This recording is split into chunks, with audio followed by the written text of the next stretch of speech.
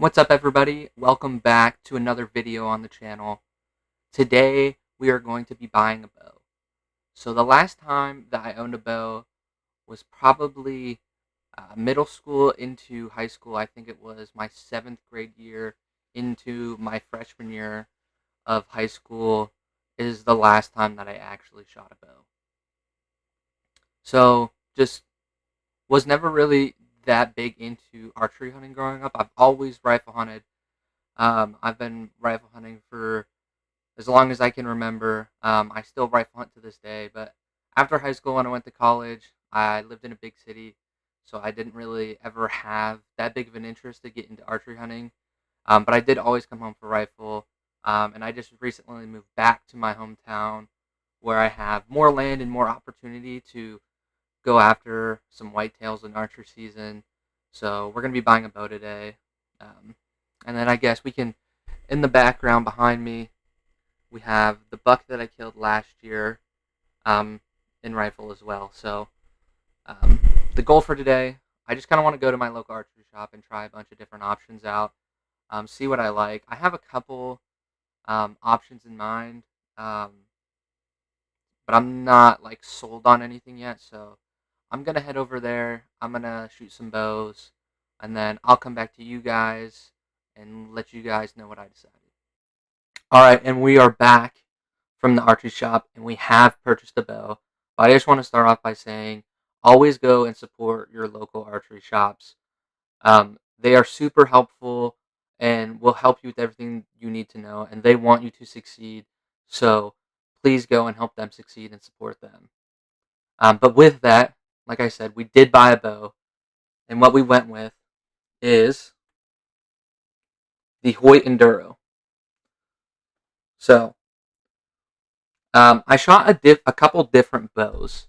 I shot a Mission, I shot a Bear, I shot the Hoyt, and I think I shot a Bowtech.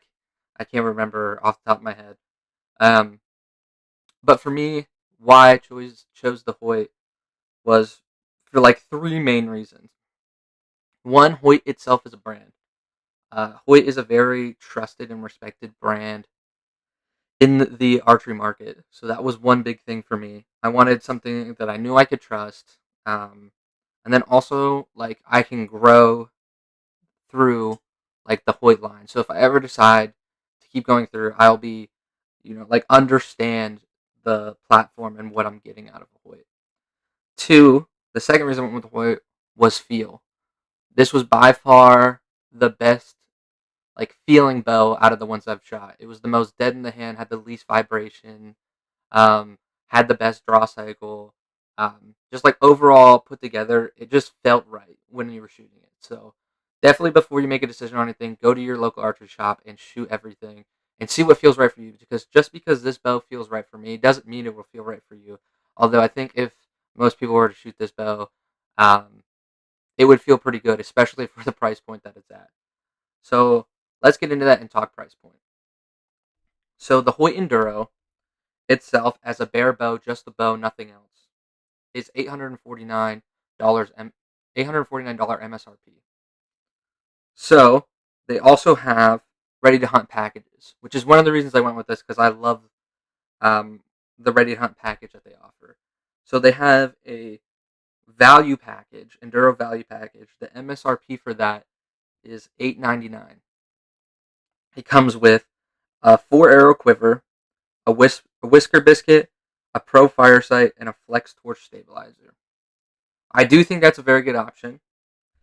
But for me, I went with the Enduro Premium Package. It MSRPs at $999. So under $1,000, you get the bow and all of this. Obviously, with tax on top, it's more. But you get a Maxxis 4 arrow quiver, a QAD Hunt drop away rest, an Enduro 5-pin pick rail sight, and a short stop stabilizer. So I ended up going with that option. For the ready to hunt packages, it's actually the only option they had at my archery shop. But I think regardless, I would have went with the premium package just because of the drop away rest versus the whisker biscuit. For me, I wanted a drop away. I wanted less impacting my arrow. Trust me, I know that whisker biscuits get the job done and probably more deer are killed every year with bows with whisker biscuits on it than with the drop away rest. I totally get that. So I actually ended up getting my bow for cheaper than the MSRP. They were running a sale. Um, so I got lucky that the bow that I liked the most was actually the one on sale. It wasn't the cheapest options of the one I looked at. That was actually a Bear Archery Alaskan Pro. That was actually surprisingly my number 2 option of the group. They didn't have the package that I would have wanted if I would have went with that one. Um, and I just think the Enduro felt a little better to me. I think the draw cycle feels amazing on this Hoyt. And then also the Alaskan Pro is just a bigger bow from axle to axle. So that's also something that I took into consideration when I was looking at these bows.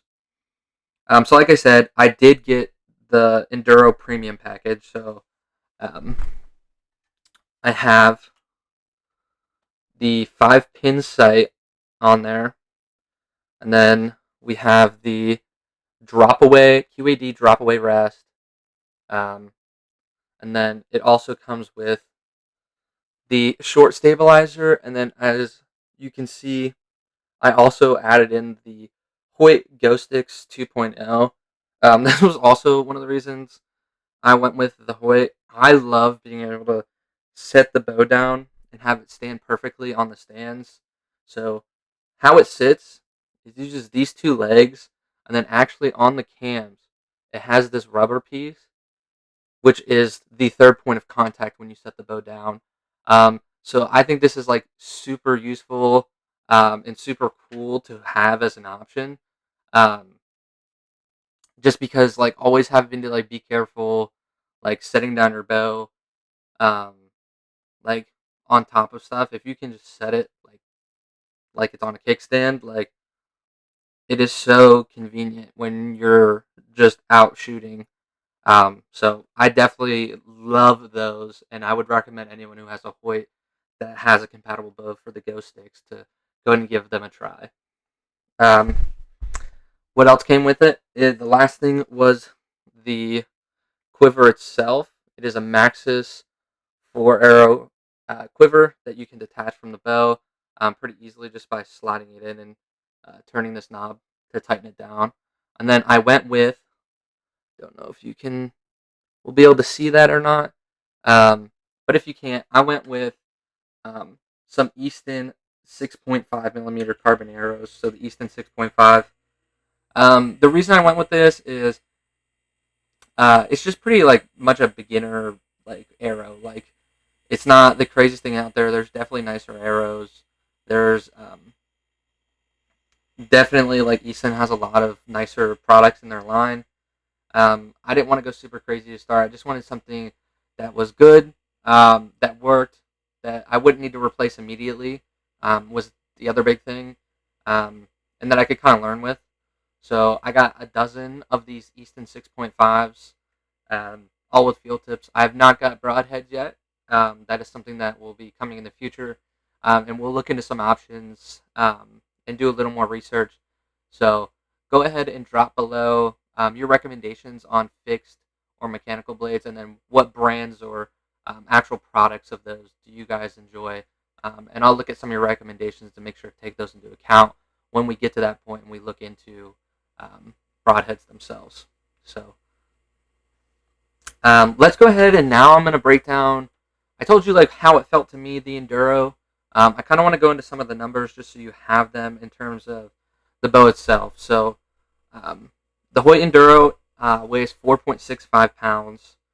It's a fairly light bow. I can definitely hold it up for a long time and didn't get too fatigued shooting it when I sighted in my 20 pin at the archery shop, especially for not shooting a bow for such a long period of time. That was something I was worried about, but I didn't seem to have any like big issues. Um, like I said earlier, it is a 30-inch axle to axle, which is nice for me because I plan to be hunting in tree stands and blinds. So not going with the Alaskan Pro, which I think is a 33-inch axle to axle. That 3 inches isn't like an insanely big difference, but having the shorter is definitely going to help. It has a 7-inch brace height, so pretty forgiving. 24 to 30-inch draw length, and I got the 55 to 70 draw weight option. I believe they also have like a 35 to 60, I think. There's a couple different draw weight options that you can get. I went with the 55 to 70, and that is rated to 328 feet per second. Obviously, I'm not shooting 328 feet per second. My draw length was 28 and a half, and I have mine set to 65. After I shoot some throughout the summer and get used to shooting a bow again, I'll probably go back and get it increased to 70. But for now, I felt a lot more comfortable at 65, getting like repetitive, accurate groups at the 65 compared to the 70. So that's where we're going to go for now. And I can always go back and get that adjusted at my local archery shop. So those are the numbers themselves. Like I said, I wanted to go with the Hoyt because it's a trusted brand. It has a great ready to hunt package. I think this is one of the better ready to hunt packages that I've seen. The Ghost Sticks 2.0 are really cool. So like that was also one of the reasons I ended up going with the Hoyt. And like I said, it just shoots amazing. It is so dead in the hand. There's like barely to no vibration when you shoot it. So that's what the choice for me was. Let me know what you guys are also shooting bow-wise down in the description. I would be interested to see kind of what everyone picks, and maybe like give me like your biggest reason why that's what you chose. And with that, we are actually going to take it outside, and we are going to go get some shots in. We'll warm up at 20 yards, and maybe if we're feeling good, we'll start to move it out a little bit, and we'll try to get our other pins sighted in. So I'll see you guys out there. Alright everyone, so we are outside now. It is a little windy, so hopefully everything is coming through okay on the audio. But the first thing that I just wanted to show you was what the bow looks like set up with the Ghost Sticks. So you just set it down and it rests on those legs, and then it rests on that back cam where I was showing you that rubber piece that kind of keeps it out of the dirt a little bit. So it's definitely a pretty cool setup. So I'm gonna get the target in the second angle set up, and we'll get you guys some shots. So one thing that I forgot to talk about when we were inside is actually my release. So I am using, and I don't know if you guys will be able to see that or not, but I am using the Habit by B3 Archery. I went with B3 Archery because it is an American-made company, and the release is, you know, pretty nice.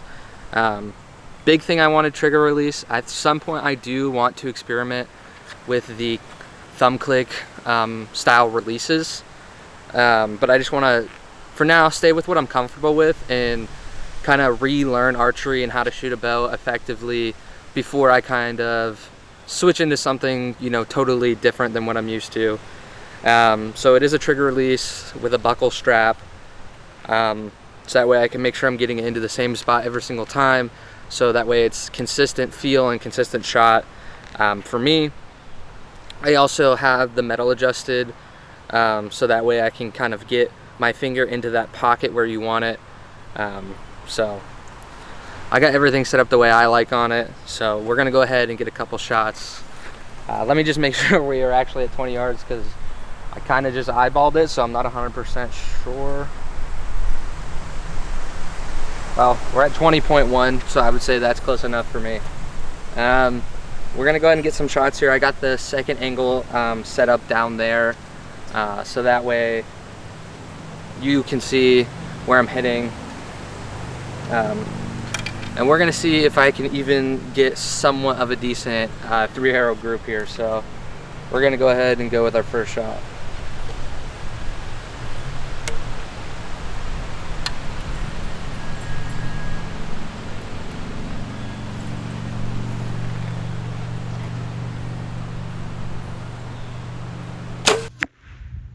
Go ahead and shoot our second shot.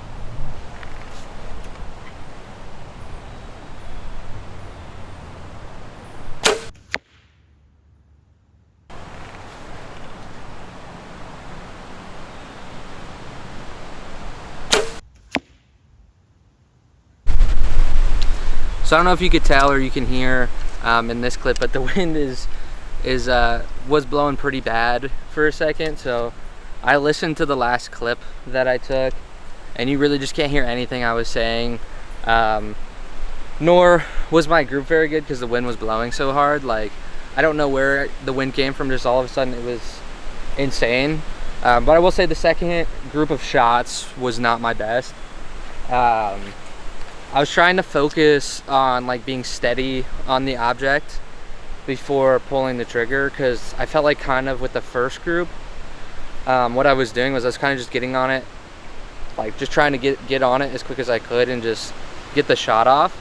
And I was kind of like punching the trigger a little bit. So I just want to be more mindful this time, to kind of just slowly like get on the object, be on where I want to be, make sure I'm where I want to be, and then slowly work that release until it goes off. So one thing like I've always heard people say is you kind of want it to surprise you. So that's what I'm going to focus on this time and see if we can't get a better group.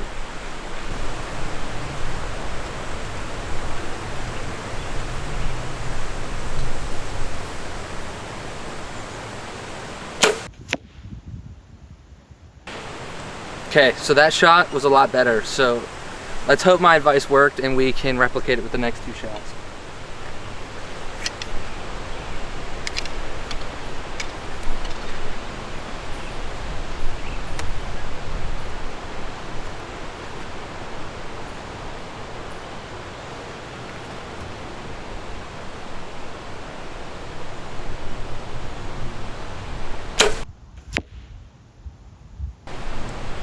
Okay, that one looked pretty good too. That one might have been a touch high. We'll have to look when we get down there. I think that one might have been just a little bit higher. Let's see if we can get a good group in here with our third shot.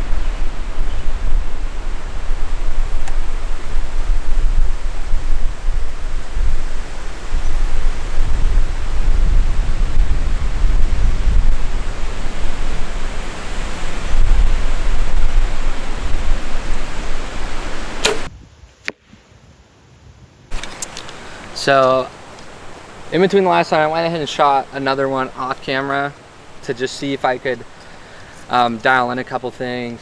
It was a decent group, not amazing from that last one where we had all three in a row. These ones were a little more scattered right and left, but I felt better on like having a consistent height. So we're gonna go ahead and shoot another grouping. The wind's starting to get crazy, that's why I didn't record the last one, because there was really no point. The wind was blowing so hard that like the audio would have been absolutely awful on the camera. So it just died down a little bit. I know it's supposed to pick back up again, so we're gonna go ahead and try to get a couple groups in and then we'll call it. I know it's pretty early in the year still, but I would say if you plan on shooting archery this year, it's never too early to get out. Go ahead and get out now, so that way you're dialed in when it comes to archery season. It's never bad to start practicing a little early in the year.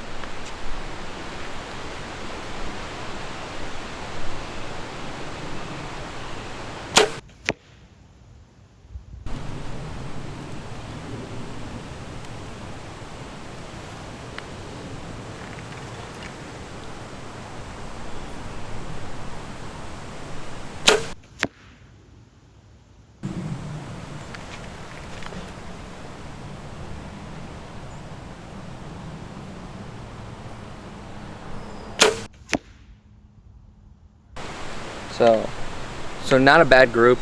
I'm not mad at that at all if I can fit my hand around my 3 arrow groups. But I want to try to get all the arrows this time within the middle circle on there. Maybe not the most inner of the circle, but maybe the outside black. If we can get them all in there, I'd be pretty happy.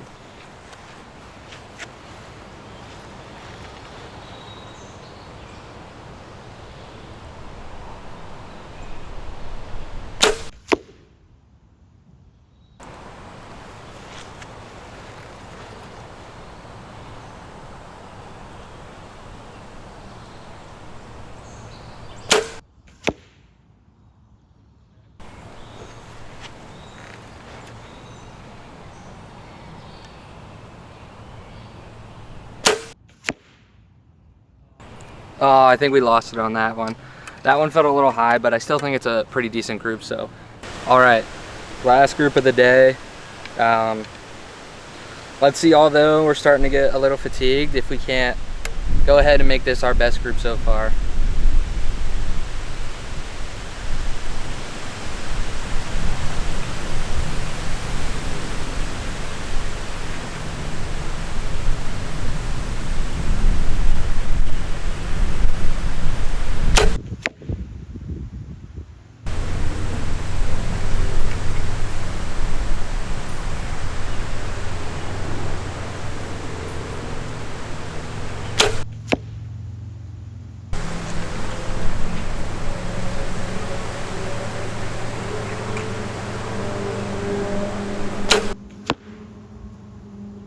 Alright, so that's going to be it for our video today. I'm super happy with my purchase of the Hoyt Enduro. It is such a good feeling bow. It's super dead, no vibration. The draw cycle feels amazing on it. Me, myself, I definitely have work to do as an archer, but that's why we're making this video now. So early in the year, so that way we have all summer and the beginning of the fall to get it dialed in, so that way when archery season starts, we're prepared and we're ready to get after a nice buck. So with that, like and subscribe, and we'll see you in the next one.